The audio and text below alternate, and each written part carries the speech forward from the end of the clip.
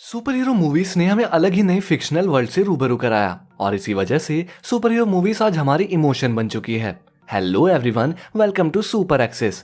सभी super hero movies entertain करने के साथ साथ हमारे मन में बहुत ही सवाल छोड़ जाती है और इस वीडियो में मैं कुछ सवालों के जवाब आपको दूंगा, जैसे कि हल्क थॉर रैग्नारोक में शांत और कम गुस्सैल क्यों था, लेक्स लूथर को ब्रूस वेन ही बैटमैन है ये कैसे पता चला, डॉक्टर स्ट्रेंज ने इन्फिनिटी वॉर और एंड गेम में कौन से स्पेल्स यूज किए, और ऐसे ही कुछ interesting questions. So let's begin. Avengers Endgame में क्लिंट ने नताशा की सैक्रिफाइस नहीं दी, बल्कि उसने खुद ही ऐसा किया। फिर भी क्लिंट को सोल स्टोन कैसे मिला? अब यहाँ रेड स्कल के इन डायलॉग को ध्यान से सुनना। In order to take the stone, you must lose that which you love. An everlasting exchange.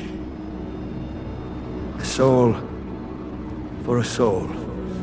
Soul stone को पाने के लिए सैक्रिफाइस जरूरी है। Soul for a soul.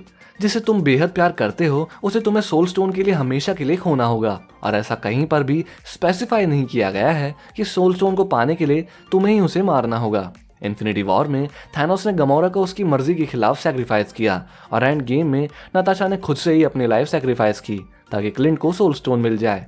इन दोनों केसेस में सोल स्टोन के लिए सोल का सैक्रिफाइस हुआ है। दोनों केसेस में जिसे सोल स्टोन मिला उसने अपने लव्ड वन को खोया, और इसी वजह से क्लिंट को सोल स्टोन मिला, जहां नताशा की सैक्रिफाइस के साथ उसने अपने सबसे करीबी दोस्त को हमेशा के लिए खो दिया। बाकी एमसीयू मूवीज के कंपैरिजन में हल्क थॉर रैग्नारोक में शांत और कम गुस्सैल क्यों था? थॉर रैग्नारोक में हल्क का कम गुस्सैल होने का फर्स्ट मेन रीजन है कि वो अब ब्रूस बैनर से बॉडी के लिए कंट्रोल के लिए फाइट नहीं कर रहा था, क्योंकि यहाँ पूरा कंट्रोल ही उसके पास था। No banner, only Hulk. और इस सीन में ब्रूस ही इस बात को कंफर्म भी करता है। The whole thing is totally different this time. I mean, in the past, I always felt like Hulk and I each had a hand on the wheel, but this time it's like he had the keys of the car and I was locked in the trunk. अब इससे पहले Hulk तभी बाहर आता था जब Bruce चाहता था, और जब वो अपना कंट्रोल खो देता था, और इन मोमेंट्स में हल्क के सामने जो भी खतरा होता था उसे निपटने के अलावा कुछ कर ही नहीं पाता था, या यूं समझ लो उसे कुछ नया ट्राई करने का चांस ही नहीं मिल रहा था सिवाय फाइटिंग के। हाँ, हल्क को फाइटिंग पसंद है, पर इसके साथ उसे और भी चीजें अच्छी लगती है जो हमें थॉर रैग्नारोक से पहले किसी एमसीयू मूवी में नहीं दिखी। सेकंड रीजन है सकार के लोगों का हल्क के लिए प्यार। हल्क सकार के लोगों का चैंपियन था।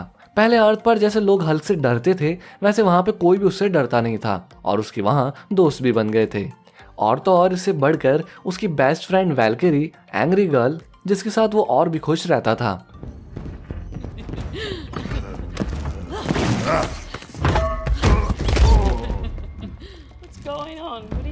थॉर रैग्नारोक में हल्क जो था और जैसी लाइफ जीना चाहता था वैसे ही जी रहा था, और वहां उसे किसी ने भी सिर्फ एक मॉन्स्टर की तरह ट्रीट नहीं किया, और इसी वजह से हल्क शांत और कम गुस्सैल था।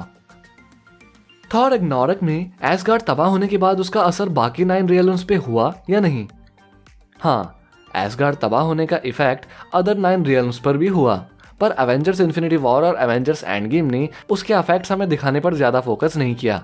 फिर भी कुछ सीन्स में इसके नेगेटिव इफेक्ट्स के हिंट्स हमें जरूर मिले। एसगार्ड 9 रियल्म्स का प्रोटेक्टर था। जितने भी प्लैनेट्स इस 9 रियल्म्स में आते थे वो उनकी ओर से फाइट करता था। अगर एसगार्ड डिस्ट्रॉयड नहीं हुआ होता और ओडिन जिंदा होते तो थैनोस इन्फिनिटी स्टोन्स कलेक्ट करने भी नहीं निकलता, और ज़ेंडार और नोवेयर जैसे प्लैनेट्स की थैनोस ने जो कंडीशन की वो नहीं होती। इन सभी पॉइंट्स को एट्री और थॉर के कन्वर्सेशन ने भी क्लियर कर दिया था। You were supposed to protect us. Asgard was supposed to protect us. Asgard is destroyed. शायद थॉर लव और थंडर मूवी में हमें और भी डिटेल में इसके इफेक्ट्स देखने को मिल सकते हैं। टोनी स्टार्क इंडिया में किसकी शादी में आया था? स्पाइडरमैन होमकमिंग मूवी के इस सीन में टोनी स्टार्क एक इंडियन वेडिंग में दिखता है। अभी कहीं पर भी मेंशन नहीं किया गया कि वेडिंग किसकी थी, पर टोनी स्टार्क इस वेडिंग को अटेंड करने नहीं आया था, बल्कि शायद वो एक डिफरेंट मिशन पर था और इंडिया में अपनी प्रेजेंस के लिए शादी को सिर्फ एक कवर की तरह यूज किया। टोनी वहां ब्रूस बैनर को ढूंढने गया था जो एवेंजर्स एज ऑफ अल्ट्रॉन के एंड में गायब हो गया था। ब्रूस एवेंजर्स ज्वाइन करने से पहले कैलकाटा में रहता था, और इसलिए टोनी को लगा शायद वो उसे वहां पर मिल जाए। बैटमैन वर्सेस सुपरमैन में लेक्स लूथर को कैसे पता था कि ब्रूस वेन ही बैटमैन है? Batman versus Superman Dawn of Justice के बैटमैन और लेक्स लूथर के इस कन्वर्सेशन से पता चला कि लेक्स लूथर को बैटमैन की रियल आइडेंटिटी का पता है। Civilization on the wane, manners out the Lex Luthor DC के स्मार्टेस्ट कैरेक्टर्स में से एक है और बैटमैन वर्सेस सुपरमैन में वो ऑलरेडी पता कर चुका है कि ब्रूस वेन ही बैटमैन है। पर हमें पता है कि बैटमैन की आइडेंटिटी हमेशा से बहुत ही सीक्रेट रही है। फिर भी ऐसा कैसे हुआ? तो इसकी कुछ पॉसिबिलिटीज तो डिस्कस करेंगे। तो पहले तो शायद ऐसा हो सकता है कि इस यूनिवर्स में रॉबिन की डेथ के बाद बैटमैन अपनी आइडेंटिटी को लेकर थोड़ा केयरलेस हो गया और लेक्स लूथर की रिसर्च करने के बाद उसे इसका पता लग गया हो। या फिर दूसरा ये भी हो सकता है कि लेक्स के पास पहले से ही जस्टिस लीग के बाकी मेंबर्स की फाइल थी और लीग बनने से पहले ही वो उन पर रिसर्च कर रहा था। डॉक्टर स्ट्रेंज ने एवेंजर्स इन्फिनिटी वॉर और एवेंजर्स एंड गेम में कौन से स्पेल्स यूज किए? First, the wind of Watoomb. Powerful हवा का झोंका जो इन्फिनिटी वॉर के स्टार्टिंग में क्यू शिप की वजह से डिस्ट्रक्शन और डस्ट क्रिएट हुई थी, उसे क्लियर करने के लिए डॉक्टर स्ट्रेंज ने यूज किया। आगे एंड गेम में फिर से इस स्पेल को यूज करके वाटर को बैटलफील्ड में आने से रोका। Second, the ruby rings of Raggadorr. ये एक कॉमन स्पेल है जो शील्ड की तरह यूज किया गया है खुद को एनिमी की अटैक से बचाने के लिए। Third, the shield of seraphim.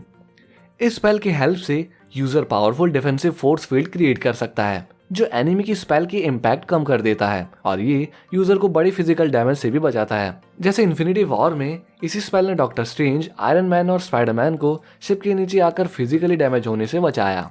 Fourth, the sacred sword of Vishanti. Powerful sword जो बहुत से डीमंस को मार सकती है और जो लॉर्ड विशंती का वरदान है। कॉमिक्स में lord Vishanti supernatural god like entities हैं जो डॉक्टर स्ट्रेंज की तरह बाकी सॉर्सरर सुप्रीम के संरक्षक हैं जो उन्हें पावर्स और नॉलेज देकर सपोर्ट करती है। Fifth, the crimson bands of Cyttorak. Powerful ropes जो साइटोरेक नाम के क्रीचर पर डिपेंड है। इसका यूज एनिमी को पकड़ने में और उसे बांध के रखने में होता है।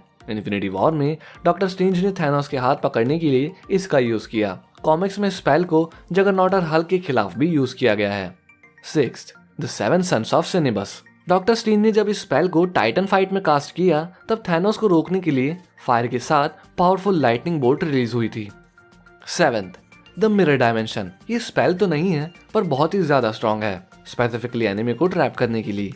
मिरर डायमेंशन एक पैरेलल डायमेंशन है जो बिना रियल वर्ल्ड को अफेक्ट किए यूजर को उनकी एबिलिटीज प्रैक्टिस करने के लिए और एनिमी से फाइट करने के लिए यूज होता है और इसी वजह से थैनोस से फाइट करते समय डॉक्टर स्ट्रेंज ने इसका यूज किया। द होरी होस्ट ऑफ हॉगोथ। ये स्पेल एनिमी ने थ्रो किए हुए किसी भी ब्लास्ट को बहुत सारे ग्रीन बटरफ्लाइज में कन्वर्ट करके एनिमी को डिस्ट्रैक्ट करने के लिए यूज होता है और इन्फिनिटी वॉर में ये सीन बहुत ही अमेजिंग था जब थैनोस के ब्लास्ट को स्ट्रेंज ने बटरफ्लाई में बदल दिया। Ninth, the images of icon.